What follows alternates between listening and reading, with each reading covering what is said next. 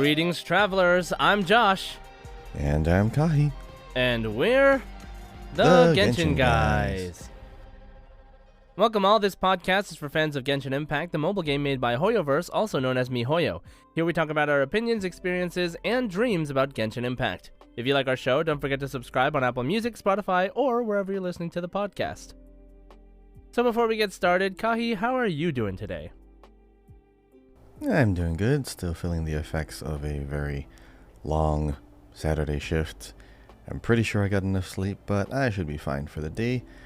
And of course, the weather is actually cooling off. It's actually significant because summer weather, it sounds like it's in transition away from being really hot and muggy here in Hawaii. So that's some good news to look forward to. Other than that, pretty good, pretty chill. How are you? How have you been? I've been pretty good. I mostly feel like, in terms of the weather, it is getting nicer here, but I'm actually about to go on a cruise. So I'll be gone. It'll be like kind of cold because we're going from Vancouver to Alaska. So it's wow. Yeah. And it's gonna be for 10 days, which is why we're gonna be recording this episode and then another episode shortly after for the interlude for next week. Just as a heads up.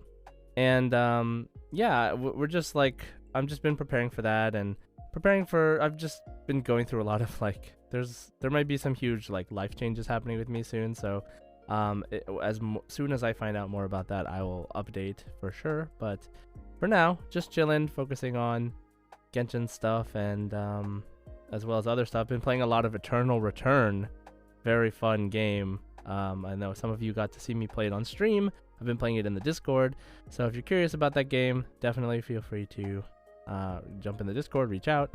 But it is a MOBA battle royale, so it's like League of Legends, but if it was like a battle royale game.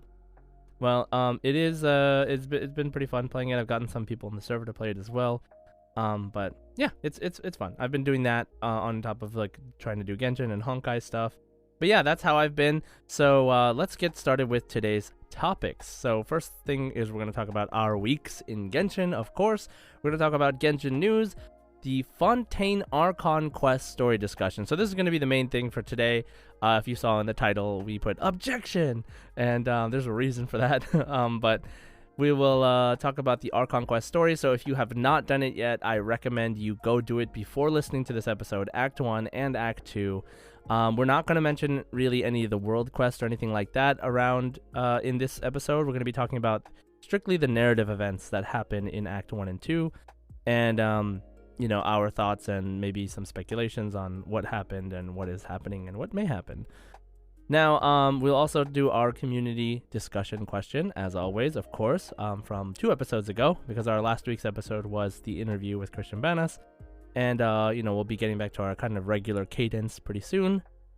And then we're going to have the Last Wish segment. So, just a quick reminder for those of you that haven't already, come join our Discord. We've been doing a lot of cool things. While I'm out of town, the mods have actually, of the server, bless their souls, have created a stream schedule. So, to make up for me not streaming during this next 10 days, they will be streaming 5 days out of the week, taking turns, doing different topics, sometimes different games. So definitely, if you want to come hang out with us and talk about Genshin stuff and maybe even other stuff, come hang out in the Discord. The link is in the description. And hopefully you'll have a good time. But okay, so let's move on with the podcast. Let's get started with our next segment, which is our weeks in Genshin. Okay, so I say our weeks in Genshin. So Kahi, what have you been doing this past week in Genshin Impact?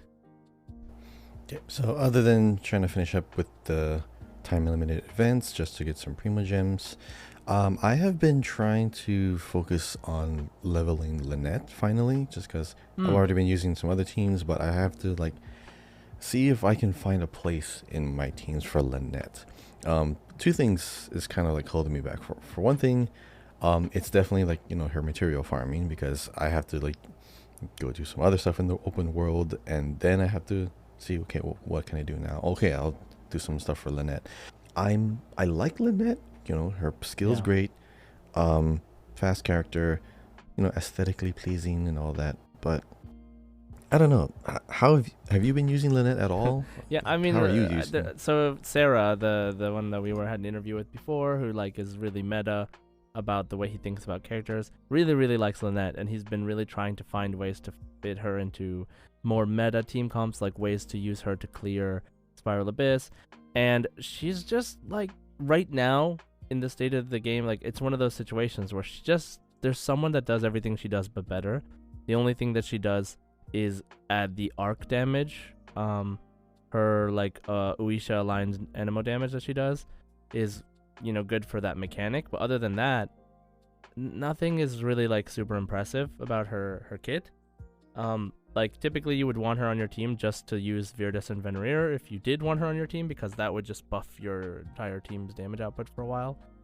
But yeah, she doesn't really have anything that's like obviously that she's the best at, I guess you could say for now.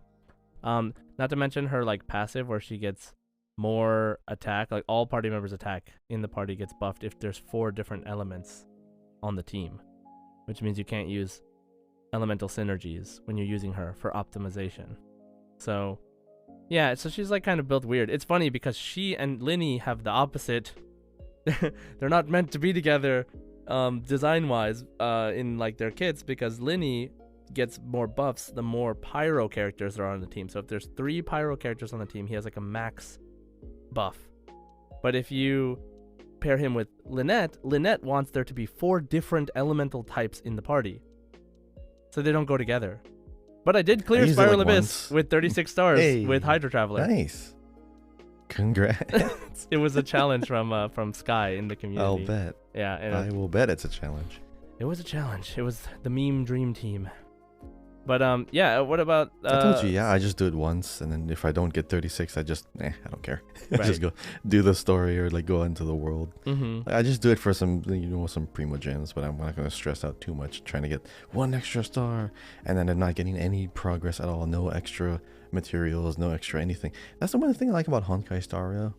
Even if you go to like the simulated universe and you have no fuel or nothing, every like enemy you beat still gives you stuff. Like materials at least. Yeah, it'd be nice. I would totally do that more, but not really much incentive.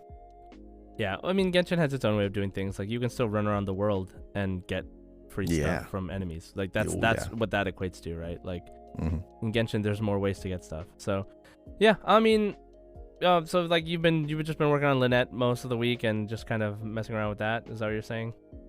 Yeah, pretty much. Other than my open world stuff, but my focus was trying to get Lynette up to maybe 70. Maybe I'll get her to 80. I'm not going to put her to 90. My supports are usually lower level, and like the people that I want to do damage are higher level, obviously, because I get more attack. Like I don't think any of my healers other than Jean are like past level 70. Okay, so so that's what we've been doing in Genshin this week. What have you been doing? Let us know in the Discord. Come join and talk with us. Now, let's move on to our next section, which is Genshin News. Okay, so in Genshin News, we do have a couple birthdays since the last episode that we had where we talked about this. So we had Mona, whose birthday was August 30th. We have Chungyun, whose birthday was September 6th. And Razor, whose birthday is on September 8th. We also have switched banners away from the Linny Yelan banner to the Child Zhongli banner. And we also have Fremine, who was released recently. And then we had the Linny, Lynette, and Fremine full story, like little paragraph bio blurbs on the Twitter. Like they re-released Lynette and Linny, like the same preview images they showed us before. But this time they had the story of their kind of Fatui upbringing, and then we have like Linny, who has a different picture now. They all also have Fatui backgrounds instead of the Fontaine backgrounds like they had originally. And Linny's picture changes to where before he had his tongue sticking out and he had a card that was showing his like little black cat like symbol, but now he's not smiling, and his card shows the Fatui symbol. And so it was a really, really cool, interesting marketing thing that they did for these characters in the back, and their backgrounds based off of like people, hoping that people had already finished the story by that point. So yeah, I think it was a really interesting play by them. Now, the other thing is, Kahi, are you rolling for Zhongli or Child? Do you have them? Do you care about them? Like, what is your deal with this banner? I kind of want Tartaglia. You don't have him. I don't. No, I don't have him. Oh, one of the most fun do, playstyles for me, like in the whole game. So he is fun. I tried his demo. I mean, I saw his gameplay. I mean, he's cool, but do I really want him before any of the Fontaine characters? The whole thing of like Fontaine, I'm saving for Fontaine people. Yeah, but you skip and, like, Tartaglia, they're gonna be good Hydro. and he's in the story. He's in the main part of the story, which is so I interesting. know, but we're gonna have like New Villette. I know. It's a hard sell because cool. the two new characters coming look really cool. Yeah, I bypassed Ayato twice, and I'm like, I really kind of, if I wanted like a Hydro DPS, it would have been Ayato. Oh yeah, I mean they're both so good. They're both so good. I know. Yeah. But if New Villette's coming out, and I don't even know what he does. Yeah, but he is Hydro. I'm gonna go for New Villette. Yeah, and he is Hydro. I'm hoping. I mean, he like story spoilers skip ahead a little bit, but he's kind of stronger than Child. So I mean, like we'll see like what his playstyle is like. But yeah, okay. Even with Delusion. So you're leaning towards skipping this one, right? Yeah, I'm gonna have to. Did you roll at all? Because I did a 10 roll on each banner. I did a 10 roll on Zhongli, on Tartaglia, and on the weapon, and then I'm not gonna roll any more now. But besides like our last wish, but I got C1 Fremine, so I do have him now, which is nice. Okay, and then so we have the new Abyss. Have you tried the new Abyss yet? Pretty sure I did. The one with the Fontaine. This one had enemies. the new mechanical ones. Yes. I mean, they were pretty tough, but I definitely did not want to keep trying to go for 36 stars when I'm like, okay, there's other things I gotta get through. There's like open world quests, there's open world enemies, there's things I gotta do. Like, I'm making progress elsewhere. I don't. To me, Spiral Abyss is like, okay, if it reset, let me see how many Primo Gems I can get in one run. Oh, didn't get. Oh, only got 1 star. That's okay.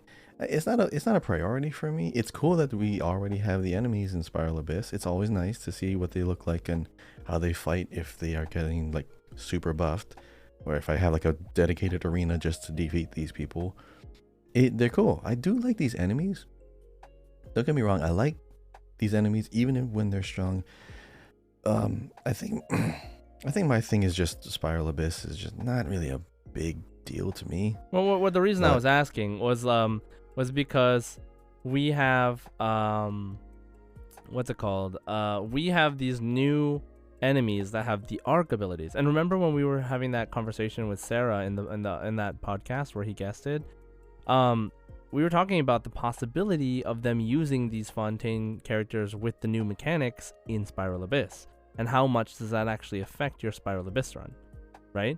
So it's really interesting. We talked about it a little bit already on the Discord, but so as of right now, we do not have a lot of Fontaine characters. Now including Fremine, we have Linny, Fremine, and Traveler who use the Pneuma, the lighter aligned element, and then we have just Lynette who uses the Uisha, the darker aligned one. And so we have only those characters to deal with these mechanics, and actually this mechanic, I believe, what is it? This Spiral Abyss had a lot of both of them. So, and you can't have Lynette on both sides and like all this stuff. And so, like right now, when you use the opposite arc element to, I forgot the word that they use, like collapse or something. Like when you affect the enemy with it, they right now only just stop moving a little bit. Like they don't really like get like a defense debuff. They don't like, they don't really like, it doesn't really change how you play them very much. Just a standby mode. Yeah, and they just like stop attacking you for a little bit, but then they get right back up, and so some enemies require being hit twice. So it doesn't make that big of a difference right now in terms of how you need to kill these enemies. But there is like one example, which is the robot, the like Copolia boss or whatever the name is, the two dancing robots. The more feminine robot, the one with the dress, I think she makes like an ice shield. And so like if you have the opposite element to break it, you don't need ice. You just use the arc. So you can actually, even though typically you would need a hydro character, I mean you would need a pyro character or something to break the ice shield, you can use the arc instead. So even if you have like a cryo character with an arc, you could break the ice shield, supposedly. So it lets you have a little bit more flexibility when building teams against certain enemies and certain bosses, because even though, you know, there might be an element involved, you can actually, instead of choosing to react with the opposite element, you can react with the opposite alignment, and it gives you a different option there. So I thought that was like a really cool conversation that we were having about how Spiral Abyss could change in the future, like how this arc system will affect the way that we have to build teams. Like actual mechanics. Yeah, exactly. Like having some extra, like, you know, the thing that makes it more fun and making characters interesting is when they add restrictions. Because if they don't add restrictions, like whether that's elemental restrictions or like, you know, these kind of arc restrictions, then everybody's just going to use the same characters to clear every Spiral Abyss or to clear every enemy ever. Like, that's why there needs to be, oh man, my best DPS is Pyro, but this is a Pyro Crab. Like my Yoimiya, my Hu Tao, I couldn't use them against the Pyro Crab boss in the Spiral Abyss because it doesn't, like, nothing, Pyro it does shield. zero things to the Pyro Shield.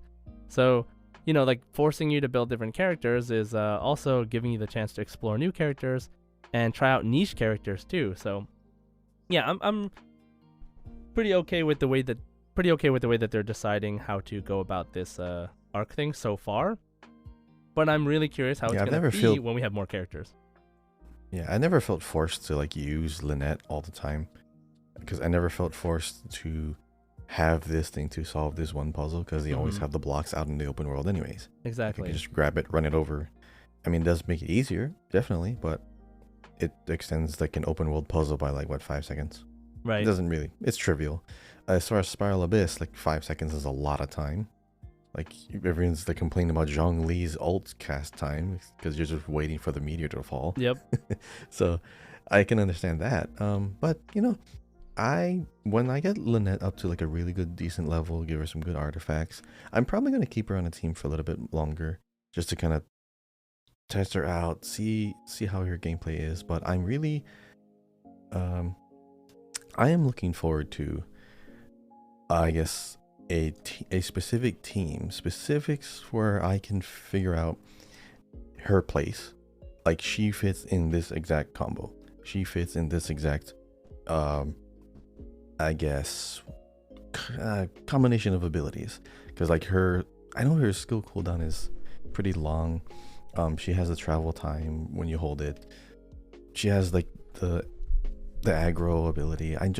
I haven't found it yet. I know there's like some obvious combos out there, but you know, there's other things that have priority because I don't play as often because I have other games to play too. So when I go into Genshin, first thing I do is story. All right, so that's pretty much it for Genshin news. So we'll go into the main bulk of our discussion today, which is the Fontaine Archon Quest. Okay, so again, spoiler warning, if you have not done Act 1 and Act 2 of Fontaine, I recommend you go do that before you listen to this podcast because you will get much more out of it. We will not be explaining the like step-by-step what happens. So, you know, I will do a brief overview of the events that happens just as a refresher, but we definitely recommend that you go do the quest yourself so that you can have your own opinions, your own experiences, so you can compare them to ours. To make it a more fun discussion, right? Why not? Okay, so let's start with Act 1. Prelude of Blancheur and Norsur. Oh man, I'm not gonna be able to pronounce half these words, but it'll be fine. So I guess Norsur. Norsur. Like noir. Yeah, Noirsoir. Blancheur? I don't know. Anyway, so Act 1, right? So let me just do a quick overview of both acts, and then we'll talk about them together because they are they're very, very much intertwined, right, with the story that happens. So I'll start with this. So we start out at Caravan Ribat. Paimon is reminiscing about our time in Sumeru, and then we mentioned going to Fontaine, and there's a suspicious Fontainian man who is paying attention to us and like makes a move as soon as we mention that, and we still don't know exactly what that's about. Then we get to Fontaine, we meet Lyney and Lynette, we confront Farina, who like accuses us of breaking the law, but then Lyney helps us, and then we help Lyney and Lynette try to stop a thief that we notice, but the thief ends up getting away. And then we go on to the Aquabus. We see Charlotte. Charlotte explains about serial disappearances, so now we are aware of these serial disappearances. We go with Lenny Lynette. We meet Fremine. They talk about father, and we learn about the myth of the Hydro Dragon and that the rain in Fontaine is caused by the Hydro Dragon crying. Then we see we're going to do some business for, we're helping Lenny with some stuff, and then we go to the blacksmith, Estelle, and then we see Child. Child shows up, and he's like, hey man, how's it going? A bunch of fun stuff happens, and then you play as Child for like a second. And then he gives you his vision and says, it's been acting up. It's not consistent. When I'm fighting, I don't want this to happen. So here, hold on to this for me. So we have Child's vision now. And so Fontaine of Lucine. So we're heading to the Opera House to see Lenny's show. And we hear the mysterious voice coming from the fountain for the first time. Then we meet Nicolette at Lenny's show for the first time. And he's like, we're like, hey, Nicolette, are you friends with Lenny? We're like, hi, sir, are you friends with Lenny? And he's like, no, but I'd love to be friends with Lenny. I love that part. And then Lenny's show happens. Everything, there's an accident, and his assistant dies, and the girl who was the volunteer goes missing. And then the trial investigation begins. We agree to defend Lenny as his attorney for some reason, which is when this game starts becoming a lot like a Phoenix Wright game, which is where the objection reference comes from. For those of you that haven't played, Phoenix Wright is a game where you play as a lawyer. You investigate crime scenes and stuff, and then you slowly piece together the murder. Usually it's a murder. And it's very fast. Everything happens in within 3 days. And so similar to that, they're like, okay, you're going to be his attorney. The trial starts tomorrow. So do your investigation now. And so you just start investigating. They introduce this new mechanic where you can investigate areas. We meet Navia for the first time. We kind of talk to her for a little bit. Then Farina reveals that Lenny and Lynette are Fatui during the trial. And, Traveler and Paimon are shocked. They're like, how come you didn't tell us this before? That is not cool, man. And, it was a point of trust. It was hard to trust them for a second. Then we learn about the water from the Primordial Sea. And this water from the Primordial Sea can melt Fontainians, apparently. But, people are still skeptical about it.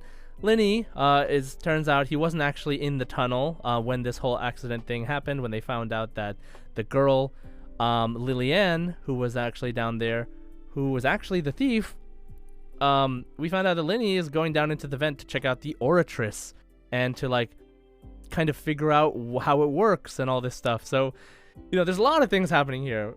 There is a murder that happens, an attempted murder that happens, and and then Lenny also trying to use this magic show as a cover to find out the secret about the Oratrice that gives the verdicts out. And so, nobody kind of questions this at first. They're like, okay, I guess you weren't in the tunnel then. And then Nicolette goes, that's kind of suspicious. Then we find Liliane. Navia actually finds Liliane hiding nearby. Liliane confesses that she was the one that put, what's his name, the assistant, whose name I totally forgot right now, into the box.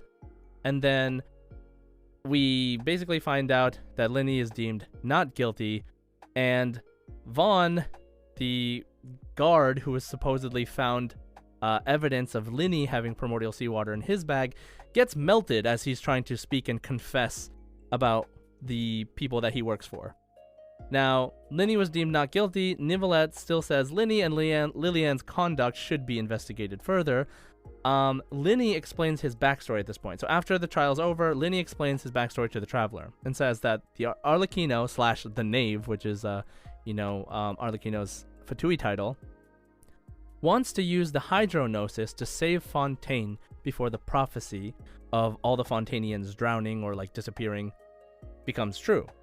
So that's kind of, that's where we end with Lenny. We're still kind of mad at Lenny at this point. Traveler's like, yeah, fine. Okay, thanks for telling me. Bye. I'll see you later because, I just wanted to make sure an innocent person doesn't get blamed and all this stuff. Then Act 1 ends with Navia saying, hey, you should totally help me keep solving this serial disappearance case. We made some really good headway today.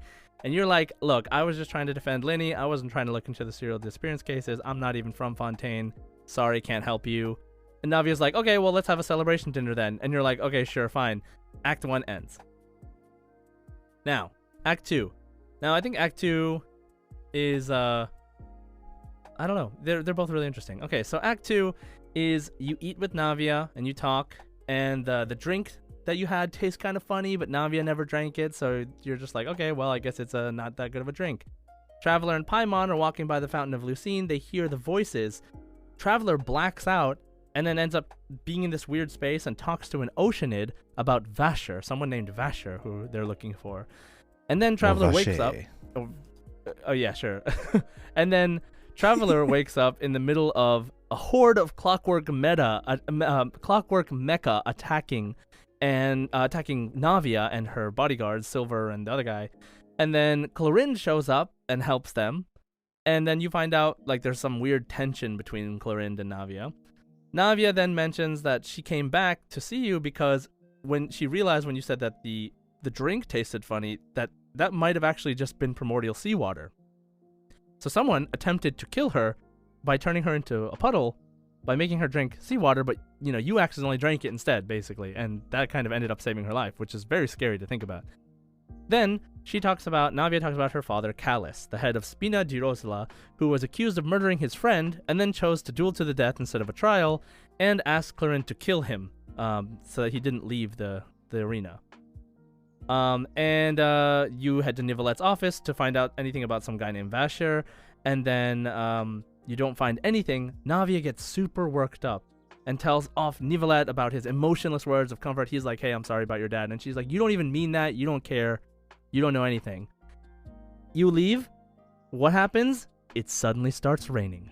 Okay? This is going to be very important later. Now, and then after that, you go to Poisson, which is like where Navia's family, where their people, Spina di Rosla, are from. And you find out more about the night that Navia's father was accused of killing his friend. You also find out her dad was actually diagnosed with an illness, that he did not have much time to live, and that he knew where the enemy's headquarters was and used that information to protect Navia. He took the information to his grave, but used it to threaten so that Navia would be safe.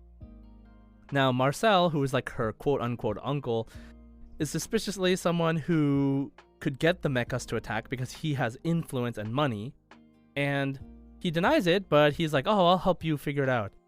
Then also, while you're thinking, oh man, this is probably the guy that did it, you find out that Child, Tartaglia, was accused of the disappearances, and he's at the courthouse right now. So Navia goes to stall the courtroom while the Traveler checks out the enemy headquarters, whose location we now know. So you head to this place, which is actually the Synth production factory, which is Synth is like... underwater, yeah. Right, it's underwater. Synth is like the primordial seawater, extremely diluted to create like a sort of drug for Fontainians, like right? It's like... Shimmer from Arcane. Yeah, it's like Shimmer, sure. And then Navia, in front of everybody, accuses Marcel, and then mentions the name Vasher, and he visibly changes, and everyone's like, oh, so you know who Vasher is, huh?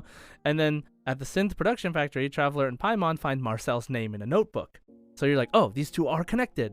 So then Traveler brings the evidence to the courtroom. Marcel confesses that he's actually Vasher, and that he's been doing the serial disappearances, and that he's been trying to bring back his long-lost love, but in the process has like basically disintegrated many young girls instead. And Nivelette thinks like, okay, so all this evidence comes to light. It seems pretty obvious what's going on here. Child, you are probably innocent.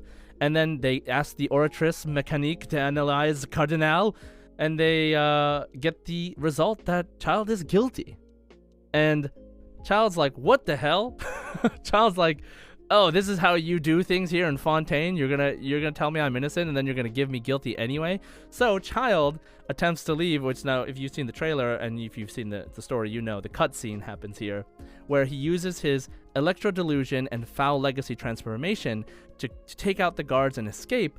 But Nivelette slams him into the ground with like crazy unknown hydropower, quote unquote. And yeah, very, very cool moment there, where you can see how strong Nivelette really is. Or Nivelette, really is. Now, Traveler runs into Marcel on the way out of the courthouse, and, Nivelette lets him talk to you for a second because he says, please let me see, where you talk to this person, the Vignier, which is his love. And so anyway, he like takes the primordial seawater, I think. And then he like goes to the fountain where you blacked out and you met the Oceanid. He meets the Oceanid. You find out the Oceanid is like the spirits of all the people he actually killed, turning into water that return to the primordial sea, and they take revenge on him. And then even though that's all happening in like this mental weird other place, his body dies of a panic attack, supposedly. And so very, very scary stuff, honestly. So, and then that's it. And then that's the end of that trial, because that dude is dead and you find out who did it and everything is kind of case closed in that case. Then you meet Navia, you pay respects to her together at her father's grave. Then you meet Nouvelette there too. And then Navia and Nouvelette talk for a little bit. And then you go to talk to Nouvelette after a second. But before that happens, the rain lightens up.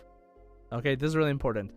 And then you talk to Nouvelette, ask him questions about the Orchis. He mentions that he will continue investigating Child's case. He doesn't want to see an innocent man, indicted or whatever. And mentions that Furina, the Hydro Archon, takes this prophecy very seriously. Okay? So that's pretty much what happens in Act 1 and 2. There's a lot of little details. I just kind of tried to highlight the main things so you can follow along to remember if you don't remember exactly the order everything happened in. And we learned a lot of things about Fontaine. We learned a lot of things about Fontaine characters and like stuff that's happening, and the overall thing with the prophecy, and a little bit about Arlecchino. So, Kahi, what are your thoughts on this story? What did you like about it? What were some like good moments for you or anything like that? Okay, right away, Nouvelette, I do not believe is actual human. I truly believe Nouvelette's something else and took the form of a human, or different kind of race, different, because that kind of personality, very android-like. Okay, wait. Do you have a guess? Do you know? The game, either the dragon or yeah. Kyrian. Okay, I'm pretty sure he's the Hydro Dragon. Yeah, and like it's not confirmed, but it's very heavily it's too implied. Coincidental. No, it's heavily implied. So they have the cutscene. Think about this. They have the cutscene at the beginning where you meet Fremine, and he's like, "Hey, like there's this thing that I was always told growing up, which is like the Hydro Dragon, is crying. So you should tell him, Hydro Dragon, don't cry, right?" Like, and then they like yell into the sky, like, "Don't cry, Hydro Dragon." And so they have this whole thing, but then it doesn't work. And they're like, maybe because we don't know the Hydro Dragon yet, he doesn't cry. I mean, he doesn't listen to us, so we have to go be his friend first. And you're like, like, okay, I guess that makes sense. Haha, kids things. And then, so you meet Nouvelette later. And then when you go into his office with Navia, and then she yells at him, and he's like, "Oh, I'm sorry." You know what I mean? Like, you don't have any empathy. Yeah, and then you go outside, and they mention, it's raining now, but it like wasn't raining at all before. And then when you go to the graveyard, Navia and Nouvelette, it's raining, and then Navia and Nouvelette, they talk, and it like, wow, it looks like they made up. Like they're what's it called? They look like they've repaired their relationship or whatever. Reconciled, yeah. And then the game like actually reloads, and then the weather changes to not being raining anymore. And then you talk to Nouvelette for a little bit, but then before you stop talking to him, Paimon then at that point, which is kind of late already, but Paimon goes, Paimon just noticed that it stopped raining. Like, when did it stop raining? But I played through the story quest again on my wife's account, and I was specifically paying attention that the rain stopped after Paimon says that Nouvelette and Navia must have made up. So, it's like very heavily implied. It's either subtle or very obvious. Yeah. So then this thing it's pretty great. Like that they've done this. And they obviously gave it to us in the Twitter post. They said that they usually say that they have a hydrovision or cryovision or something like that. But it said his power was question, but his element was hydro.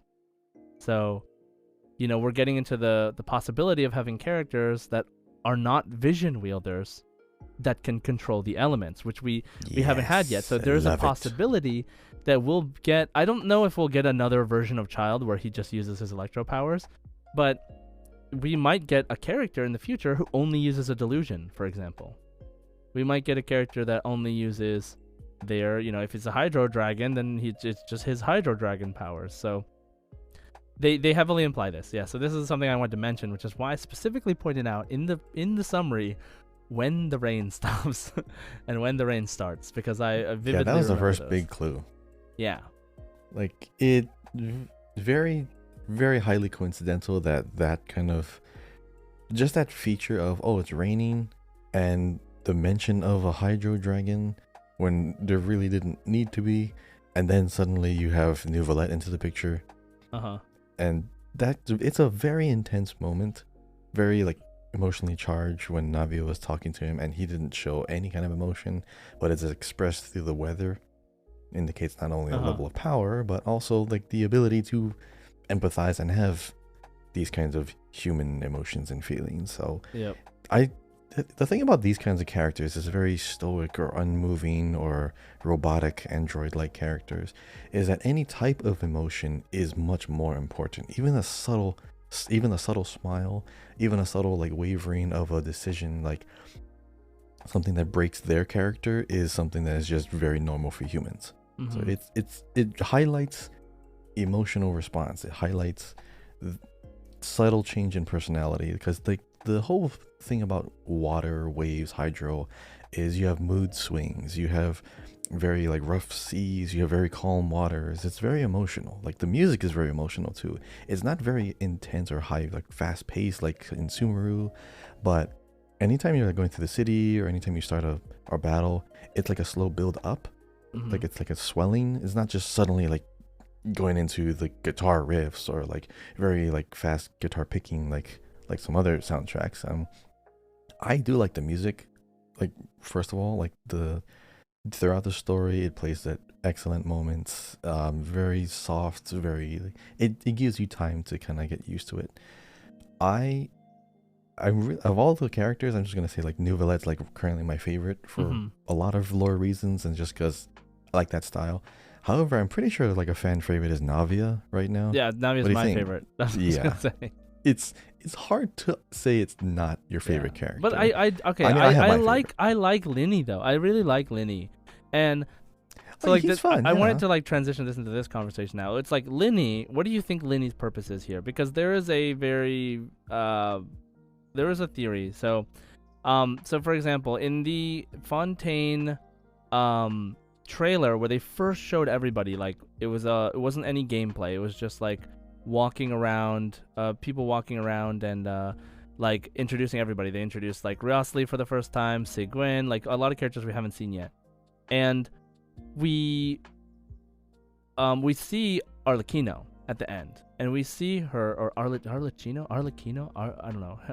Well, I'll learn how to pronounce it eventually. And so we see her at the end, the knave, and with Linny and Lynette, like that are like cardboard cutouts, and she goes, "It's good, but it's not enough." And then she like knocks down their cardboard First cutouts, and foremost, she's like, actors. Yeah, and she's talking about how acting and performance is like how life is a performance, or being a magician, being an actor is about putting on a performance, and you need to basically like live the lie, and deceive people, because it's all about the trickery and all this stuff. I don't know. I don't remember the exact quote, but you know what I'm saying. So this scene where Linny and Lynette are fake, right? They have this front, and then she knocks it down. Like, there's a really big implication there as to what Linny and Lynette's role is in all of this, and how Arlecchino controls them, because we know that she controls them. So, to what degree and how much is a whole another thing. So there's this, plus the fact that like everything that happens is too perfect. Linny coming in and meeting you at the very beginning, and then helping you to be perfectly prepared for this like random law that Farina throws at you. The thief that they met in the beginning is actually the girl that ends up being in the show. Like, they didn't really question like why the number generator in Linny's show picked that specific seat. There was still no explanation for that. Maybe it's because she was a famous Fontainian painter supposedly, but there's a lot of a lot of speculation as to like, was Linny just straight up in on the whole thing? And like, you know, we see the Fontainian coming at the beginning who like hears, okay, they're heading to Fontaine. I guess we should get the whole show ready. That's kind of my interpretation, is like a dude from Fontaine, a spy who is following them, was like, it's time, they're coming to Fontaine, so let's get the trap set. Like, that's what I feel like is happening with that scene, because when I watched it again, I was like, dang, this is so ominous. Like, it's so like, okay, so somebody knows you're coming to Fontaine. Like, and then the first thing that happens is you meet Lynette, like, by the water. Like, oh, okay. And then you meet the Archon right after. She was expecting you. Oh, okay. So you can either assume that it's the Archon's lackey that is, like, somehow keeping tabs on you, or it's something else. And there's, like, a big speculation that Linny is the mastermind. Everything that's happened has been part of the plan so far. The whole thing is a giant play. And we're going to see some big reveal at some point, which is what I'm really hoping for. I really hope we get some kind of wowza moment, like, just like, oh my god, because this story was so good. You know what I mean? Like, what do you think? What do you think about really that? do like the story. Like that theory, Kai. I don't think Linny is a mastermind. He's still like a puppet. He's still an underling. He's, you know, I don't Arlecchino. necessarily mean Linny is the one doing everything, like, but like, you know, it's Arlecchino's plan. Role, yeah. It's Arlecchino's plan, but he's just putting it, you know, he's executing it rather, as if it was one giant magic trick. I think the purpose of Linny and Lynette is to introduce the concept of deceit. It's to get us used to being lied to, or it's to get us used to really paying more extra close attention to smaller details, because at the very beginning they prove that small detail mattered immediately after that thing happened. So like just the hand on the shoulder of Paimon to like let that string, you know, connect him to her. That it's getting us used to, it's almost like setting up the stage. Like, this is what you should expect. This is how story is going to be unfolding. This is how a detail mentioned over here can matter in the long run. It's to condition us. Linny and Lynette, they are the first ones in this whole thing that just straight up lied to you. And which makes sense from their perspective. Like you, the player, you may like the character for whatever reason. But in a story, if your first encounter with the character is they're just straight up deceiving you and lying to you, yeah, I can understand that particular character would be somewhat put off, especially when they reveal themselves to be a Fatui member. So not only did they lie to you, they withheld that, and they're with an organization that's been after you and your sister, your sibling. Yeah, I can totally understand why they're kind of put off by this. Some people are like, oh no, but I looked the character. I understand. But this is all done from their perspectives. I don't think they are really going to be important for the major plot that's unfolding right now. I think their role is kind of done, and they're just going to kind of help us along the way. But I'm pretty sure Nouvelette's going to be a big focus next story. I'm pretty sure, you know, Farina Folklore is going to be a big part of the next story. I'm kind of surprised to hear that you think that Linny and Lynette are done, because like their role. They're still going to appear. Right. Well, I mean, they're directly related to Arlecchino, who is supposedly going to be the big bad guy, right? Because like she's the Dottore of this arc. So like we would expect that her orphans who work for her would play a big part in this like upcoming plan of hers, right? Yeah, I have no doubt they're going to appear again, but like their significance and importance as far as the major plot that's unfolding later on, I don't feel like they're going to be the ones that are going to really reveal the ultimate plot. I feel like Arlecchino's eventually going to come in. It's going to be really focused on her. Okay. I think Linny and Lynette is shifting to just a support role rather than the driver, you know, because it was their play, it was their trial. We're trying to help them out. They're the reason why we're doing a lot of this stuff. Now we're going to be doing some other stuff for other reasons, and we're bringing them along for the ride. So they're kind of shifting to more support characters. Okay, so yeah, we'll see what happens. It's really interesting. But it's true, we have not met half of the cast that we were introduced to in the video. We have not met Arlecchino, we have not met Riosli, we have not met Rossley, I don't know. We haven't met Sigwen. Sigwen, I don't know how to pronounce her name either. So many names. Clorand is fun. Who, I what? like Clorand. Clorand, the champion Oh, duelist. Clorind? Clorand. They pronounce it in their English voice actors. They pronounce it Clorand. Oh, really? Okay, Yeah. I have to play through the story in English. That's a thing. I have not done it yet, so. Yeah, that's a thing that I had to do. Like, I knew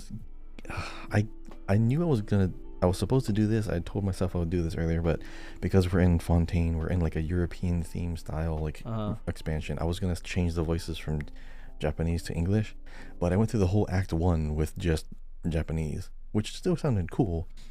Yeah. But I think we talked about this. You don't learn with, the name pronunciations as much. Yeah. But like, also like the voice acting performance is good. It's really good in English because I feel it better. But like, what's it called? Like, I don't know. Sometimes it's easier it's still easier to tell what it is in Japanese because they pronounce it. You know, like it's weird because like it's like the dia thing, right? It's like dia, but it's like dehia in like Deshia. the original language, and Yeah. then in Japanese it's deshia, which is closer to the original language than dia is, right? So. Yeah, it's weird. There's always something. There's always something weird about the way that it is. But since it is a Western language, yeah, the English is probably closer. They just borrow. They just say Monsieur. You know what I mean? Like they say Monsieur. Nouvelette, and then in Japanese they say Nouveletto-san. Nouveletto-san. You know, so yeah, it's like way. And the different voices are super different for Nouvelette. Like, oh yeah, true. He's super deep in English. Yeah, I think we like talked about that. young, Yeah, like, we talked about that. Yeah, we did last episode. So yeah, so there's that whole thing, that whole aspect, and yeah, but I've already played through the story twice in Japanese, so I need to like play through it in English on my NA account eventually once I catch that up. But yeah, like so like you know, so we have what did you say, Clorand? Is that how you say Clorand? Yeah, Clorand. Clorand. Yeah. And we have like maybe 4 or 5 characters that we were introduced to. We don't even have Charlotte yet. She hasn't even played. She may or may not play a major role at all, but she already played a little bit of a role, and she seems like she's going to be reoccurring enough. So, you know, with her journalistic instinct and all that. So she's the Amber of Fontaine. Yeah, I mean, but Amber was like still also not that present, right, in the Archon Quests. So I would love to see just more characters. I would love to see more 4-star characters that come out of nowhere too, like designs that we haven't even been introduced to yet. I'm really curious about that. But yeah, let's see what happens. So yeah, okay, so what about your like favorite moment like in the story? Favorite moment was definitely when Clorand showed up, because she got her own cutscene when she's cutting through all the mechs, which is awesome. Cutscenes are always great because they're very like visually I love vivid and they stuck in your mind. I love the child one. Definitely, because that one especially, that probably was a really good moment. That's pretty high up there, but I think as far as, I just like that good twist, you know, the final verdict for child. Yeah. The machine says, "Oh, you actually are guilty." Yeah. And then everyone's like, "Wait, we just proved that he wasn't." Yeah. And then the machine, nope, machine is law, so that's gonna be the thing. He's like, you have your rules, I have my rules. And then you know what it reminded me of? You ever watch Psychopaths? Yeah. You remember that? Yeah, of course. So you remember how the machine works, right? Yeah, in of course. Psychopaths? The criminal coefficient or whatever.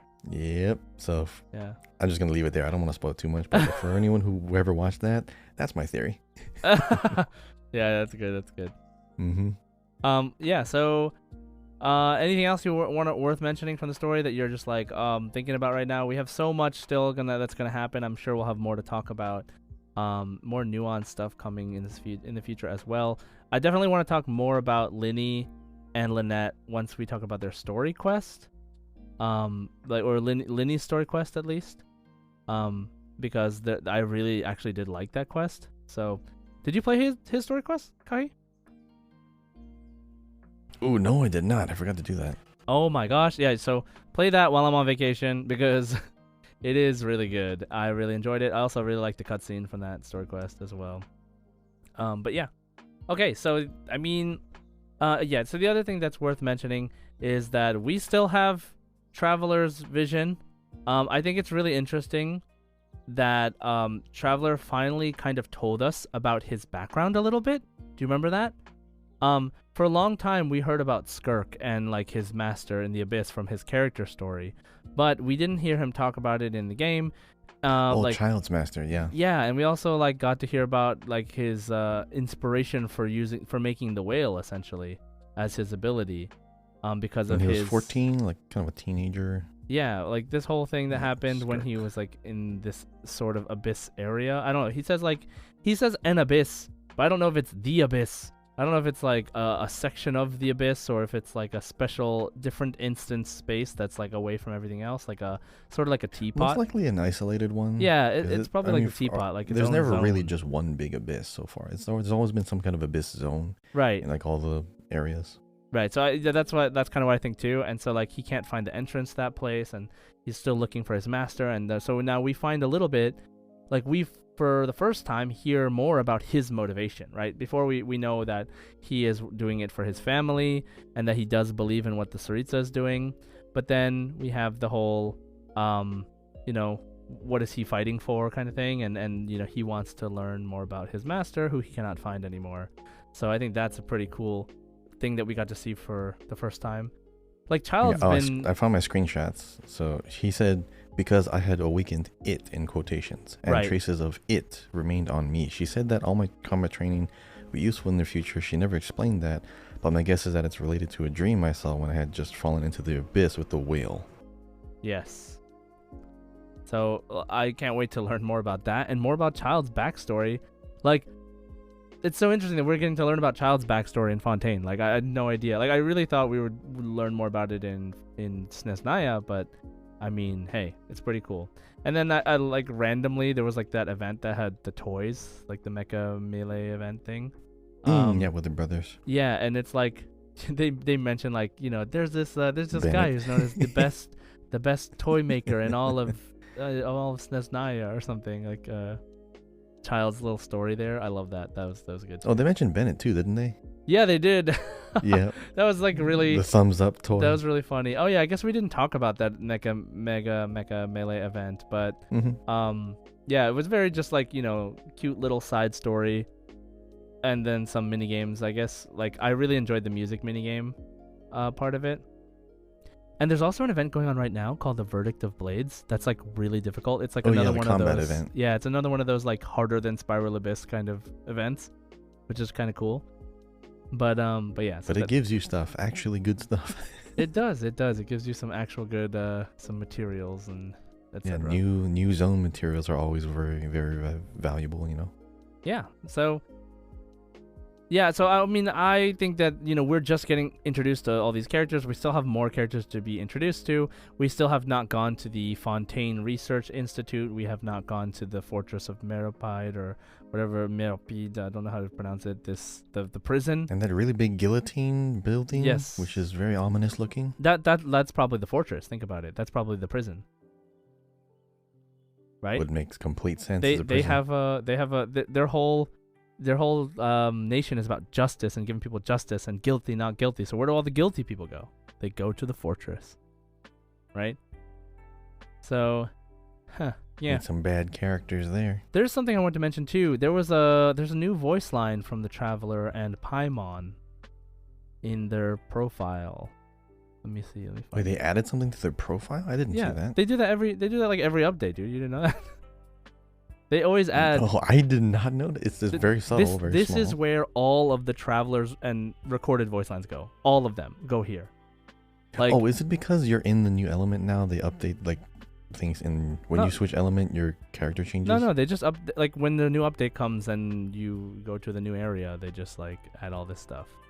Like there's like a bunch of voice lines now, like about the Steambird, about Fontaine's novels, about Fonta, about Trials, about Gardamex, and they talk a lot about stuff. They even have one about the Fortress of Meropide. Or Meropide. I don't know, I haven't listened to it in English yet. I can listen to it later. But yeah, they do a lot of speculation. Definitely worth checking out. If you haven't yet, there's like, oh my god, there's like 20 new voice lines. And it's Paimon and the Traveler Oh, talking. you're right. I'm looking at the list now. Yeah, Sheesh. so it's really cool. I think it starts from about the prophesied crisis, and then it goes on from there. and even like about magic and stuff. Like there's so much here. I really wish they would just let you hear those cutscenes, those conversations randomly while you're traveling around with Traveler. Wouldn't that be cool? I would love to That'd hear be great, that. actually. Yeah, like some ambiance while you're exploring. But anyway, I think that's all we have to say about the story. There's so much. We could probably keep talking. There's probably more to talk about, but feel free to continue talking about it and sharing theories and stories about your experience in the Discord, or you can comment as well. That works as well.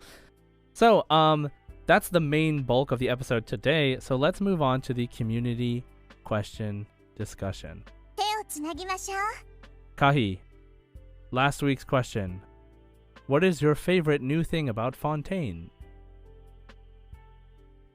If I had to pick one thing, like one thing that I'm always looking forward to, I always like interacting with or just doing, it's got to be the swimming. Just that type of movement, so fluid, fast. It's not, you don't feel slow. You get to travel, you get to explore the underground or the underwater area. I guess it's a mix of either the swimming or the underwater area, because both go hand in hand. And yeah, we spend most of our time above water, obviously, but the underwater areas are beautiful. The color palette they chose is great, because I cannot imagine anything like this with some kind of weird murky, like, near only your vision can only extend so far, because underwater. I'm glad they didn't go with too hyper realistic, because it would have ruined the experience, would have ruined the exploration. I do like how vivid the underwater space is, so if I had to boil it down, maybe it's just more the underwater area. The swimming is very close because that's how you traverse the area, but I like the underwater, experience, I guess. Yeah, underwater experience for me. What about you?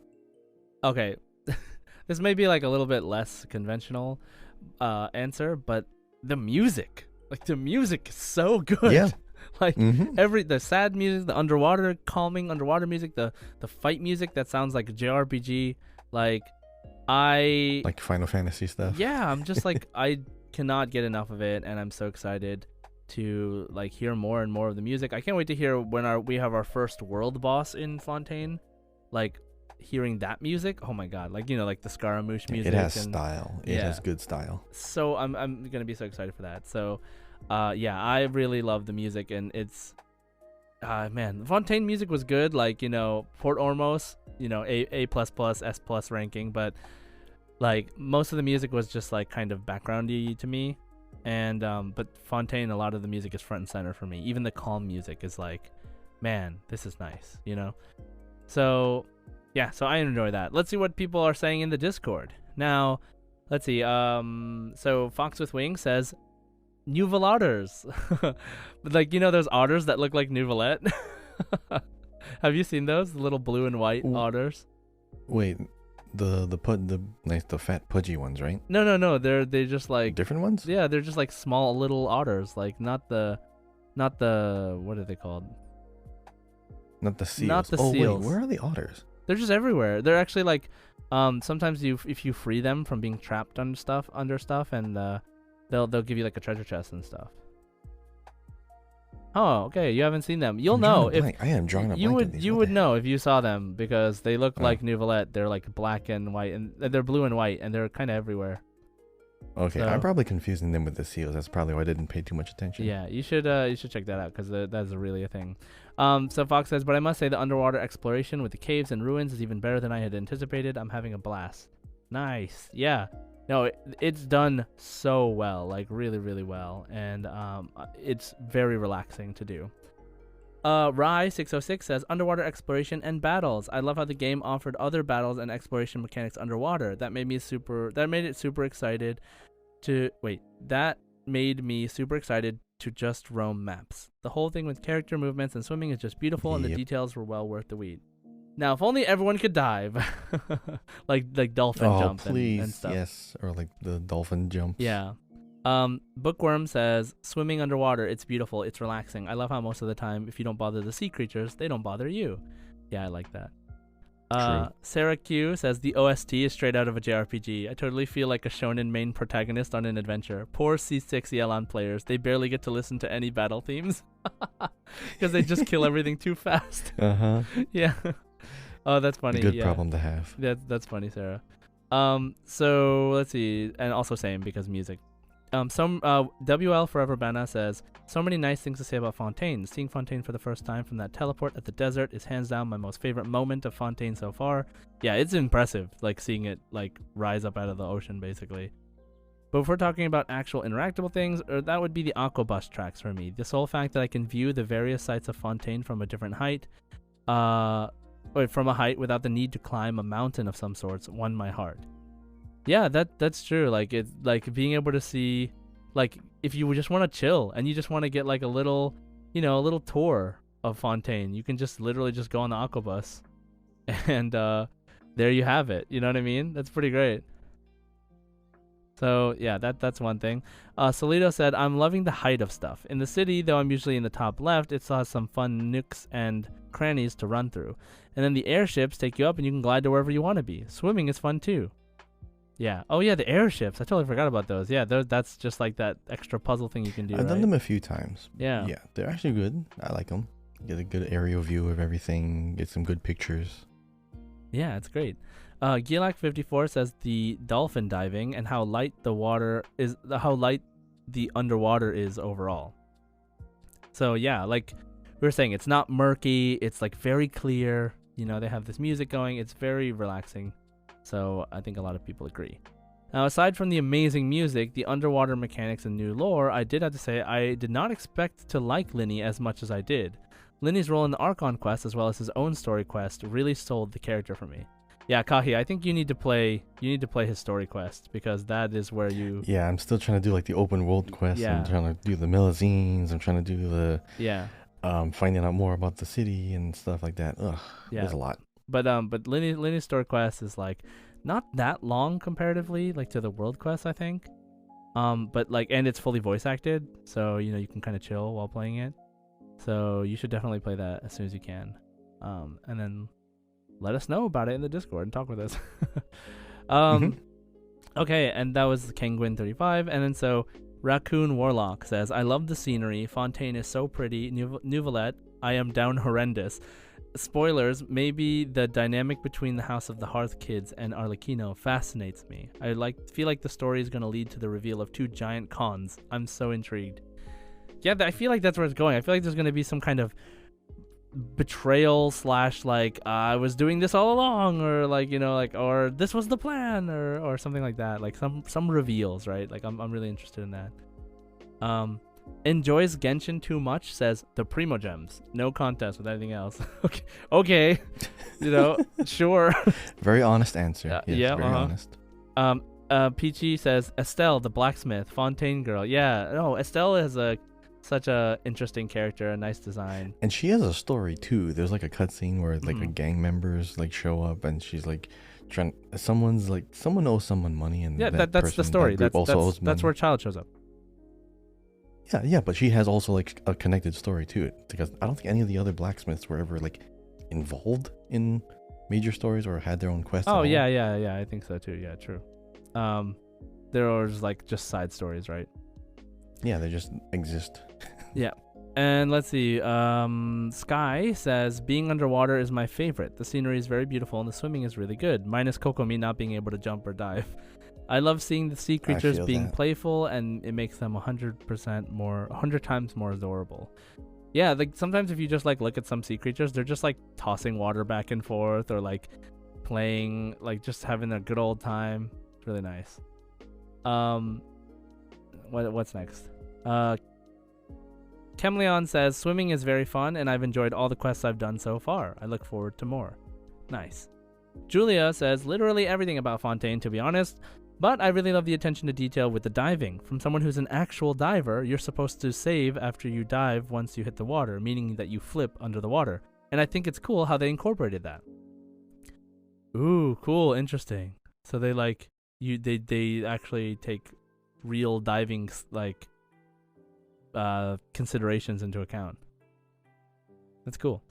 Retro Sky, how absolutely beautiful everything is. It's so exciting to have a new area to explore and experience new mechanics. I love all the swimming animations, and my fave by far is alternating between water and air with the see-through blue walls. There is one thing I hate. Why are the waterfalls so damn loud? Yeah, sure. They are pretty big. Right? You gotta admit, they're pretty big too. Right. Okay, so how about Bean, actually Xiao in parentheses, says, my favorite thing in Fontaine is the dog named Baguette. So good. Baguette.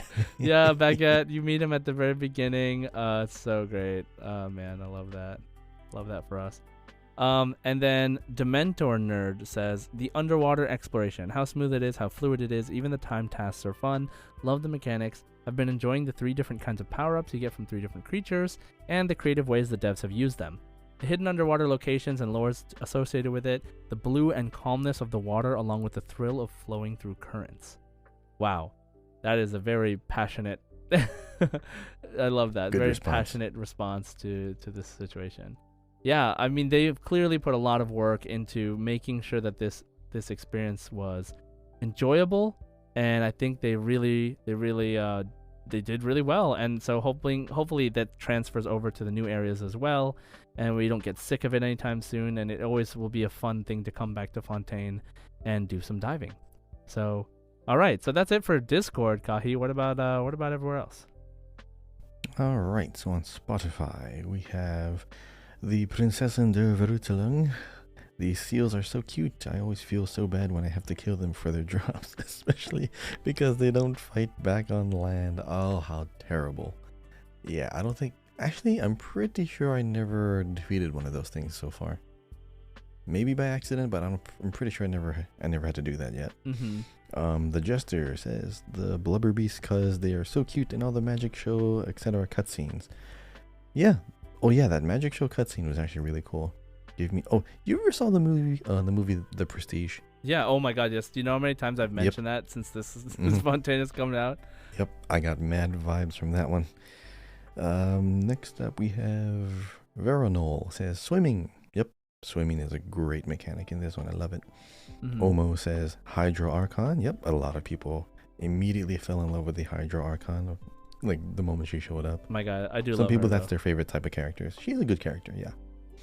The Metalhead Otaku says, go to the fountain at night and turn on all the sound and settings minus character voices. Your heart will break for Fiorina. I heard about that because the fountain does have voices that play, because you can, throughout the story, you heard voices of the Oceanids, which were the personalities of the women that got dissolved.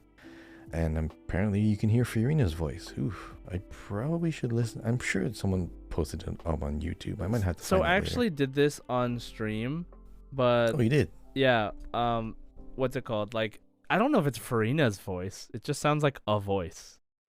But it's just it could talking be someone about... else's. It's like, it's Mhm. saying, like, how much longer?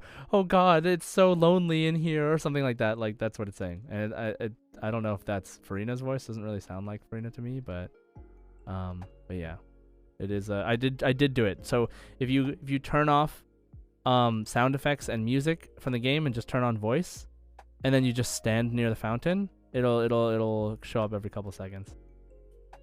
The voice line. Might try that. We might have to go back to there like every time there's like a story expansion or patch, because they might add some stuff over time. They do that. They do some subtle changes to like previous zones, not too heavily, but they may like update something because of a lore reason. Like, hey, the boat's over here, or the Fatui members are over here now, or I don't know. They have to change the line because of what happened in Sumeru. Next up we have Shallan. Les Milizines, they are adorable. Also a comment to the other week's episode. Usa would be pronounced, O-O-S-I. So yeah, it is Usia in French. Because I think early on I saw a different spelling. It was O-U-I-S-I-A, but it's actually O-U, not O-U-I. So Usia, it's definitely Usia. Thank you, Shallan. Okay. V says, I have a few favorites, but one of them is the cute little Melazines explaining the scenery when you're on the Aquabus. It's a fun detail. It's a good little detail. It keeps your attention up instead of just mindlessly like going from one place to another with nothing to entertain you. I like that. Agreed. Trizzy says the Blubber Beasts. Heart, yes. Scott C says the dog's wearing hats and clothes. Also helping our water puppy, Berry Puff. Water puppy. Water puppy? Did I probably missed that. That's probably an NPC that I have to interact with. Sophie Shear. Yeah, Sophie Shear, I guess. The otters and all the otter sea creatures are so cute. I am sad that I have to fight the crabs and stingrays because I love them so much. Yeah, the blue ones that you get the abilities from, I don't think can get injured. But the other ones that are colored, yeah, they can get injured. Next up, we have the Quiet Gem, says swimming. Yes, I love the swimming. Sophia Pereira says NPC, unknown mechanic, also unknown character, Charlotte or Navia. Oh, I guess they're favorites. If favorite NPC, they don't have one. Favorite mechanic, they don't have one. But the character is either Charlotte or Navia. Oof. I mean, kind of hard to say anyone other than Navia. If you had to compare Charlotte and Navia, I would go with Navia. But either one of them are great. And lastly, Amel Strange says the 3 blubber beasts lying on their backs on the beach, just relaxing, not a care in the world about anything. I should probably take more pictures of those things because they don't do anything. They don't react to you. Yeah, they're just chilling. Yeah, anytime you have wildlife that doesn't move, take pictures because that's a very rare moment. And that will be all the ones from Spotify. So, all right. So that'll be all our responses from last week's question. Next week's question, very, very similar, I believe, right, Josh? What's next week's question going to be? So next week's question is, and we want you to be specific with this one, but who is your favorite Fontaine character so far and why? So now this can be, NPCs, this can be playable, just like Fontaine character, who and why. There's a lot of world quests, there's a lot of characters we meet, a lot of new characters. So let us know. Okay, so we've done everything except one last wish. So it is time for one last wish. Alright, Kahi. What are you wishing on? Okay, I'm torn between going for the weapon banner or an actual character that I don't have. Yep. You know what, just for the sake of it, just for the hell of it, I'm probably just going to roll for child. Maybe I'll get him, maybe I don't, but I don't want him to ruin my pity for the other Fontaine characters. Oh. So, I don't have Zhongli's signature weapon, and it's probably not that good for Zhongli specifically if I want to make him a support. But, aesthetics over meta, I am probably going to go for the weapon banner. What? You don't want to go for child? Oh, you don't want to ruin your pity. Okay. I can't. We're in Fontaine. Okay. And there's Fontaine characters. Yeah, but you know who else is in Fontaine? Child. Child. It's not even a random. It's not even like an Ayato banner randomly. You are correct. It's like he's literally in the story. You know what I mean? But okay. Yeah, I have to. I have to go weapon banner. I do not want to ruin pity again. Okay. Yeah, you want me to go first? Go first. Go for it. All right. Let's see if we can get a weapon. It's blue, like everything in Fontaine. No. Magic guy. It's blue like everything in Fontaine. Okay. All right. What'd you get? So I am on 20 pity on the weapon banner. I'm actually trying to go for a child's weapon, the Polar Star, because I don't have many 5-star bows. I have literally one. Wait, do I even have one? Wait, I do. Wait. Oh yeah, I have Yelons. Now. Okay. So, let's go. 20 pity. And it's blue. Fantastic. Blue is definitely a theme this expansion.